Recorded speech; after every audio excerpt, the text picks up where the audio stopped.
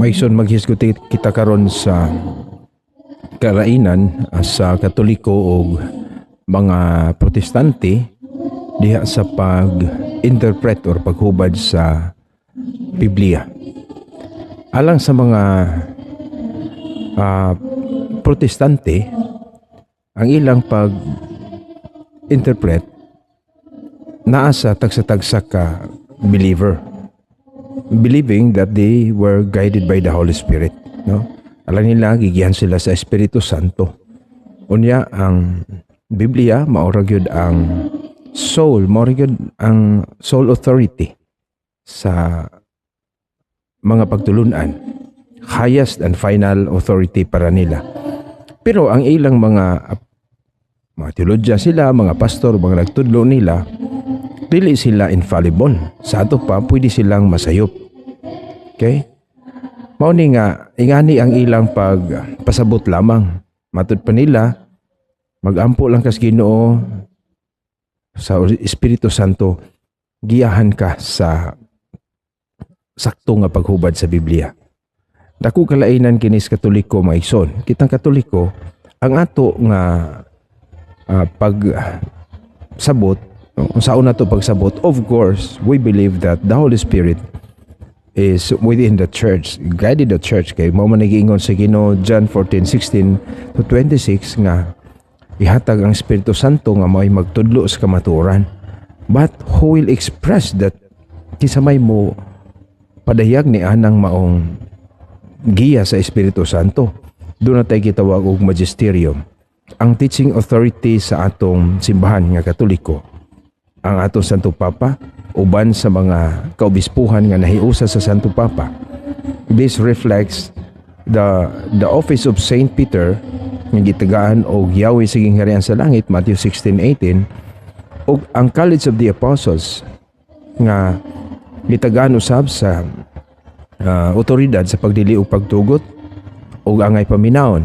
Ang mamati kanila mamati sa Ginoo, Matthew 18:18 ug Luke chapter 10 verse 16. So mo ni ang atong mga interpreters.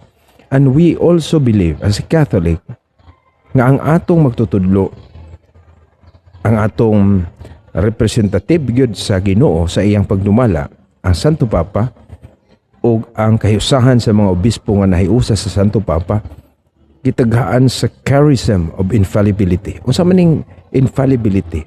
Ang pagkadili masayop sa ilang pagtudlo mahitungod sa doktrina, sa tuluuhan nato o sa moral. Kay mao man ni ang kining pagka magtutudlo nila, mao kini ang kang Kristo mismo nga otoridad sa pagtudlo. Iyang gibilin sa iyang simbahan. Lisod po kaayo nga sa Kristo sa iyang pagtudlo dili masayop, unya ang iyang papadayunon masayop na. Hinumdumi nga niingon ang atong Ginoo Matthew 28:19-20, panglakaw kamustibok kalibutan, isang yang maayong balita.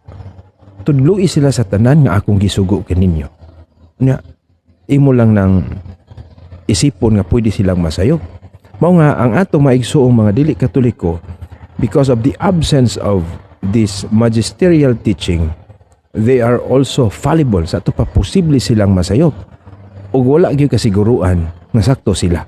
Kaysa may mahukom nila nga sakto sila, o mayon sila nagahampo mis Ginoo. So mo ni dakong problema sa mga Protestante, kay moingon sila nga sayop ang Katoliko, sila ay sakto, pero kinsa man ang naghukom nga sakto sila, nga wala man sila infallibility, wala man sila church magisterium. So mga igsuon, ang church magisterium ug ang authority ni San Pedro ug sa mga apostoles nga mao kining sa Santo Papa ug mga kaobispuhan nagsumikad mismo ni Kristo, no? Kasi Kristo man ang ultimate teacher, si Kristo ang ultimate truth, gihatag na niya sa simbahan. Muna the church becomes the pillar and foundation of truth, 1 Timothy 3:15. Ug ang iyang magtutudlo dili mahimong masayop kung mutudlo sa mga pagtulunan alang sa kaluwasan. Kay kung dunay kasaypanan, unsaon na to pagka ngadto sa kaluwasan? Buot sa Dios nga ang tanan maluwas ug mahibalos ka matuoran, 1 Timoteo 2:4. Pero wala magpasabot nga dili makasala. Lahi ang pagkadili makasala ug ang dili masayop, no? unta ma-research po ni sa atong mga igsoon.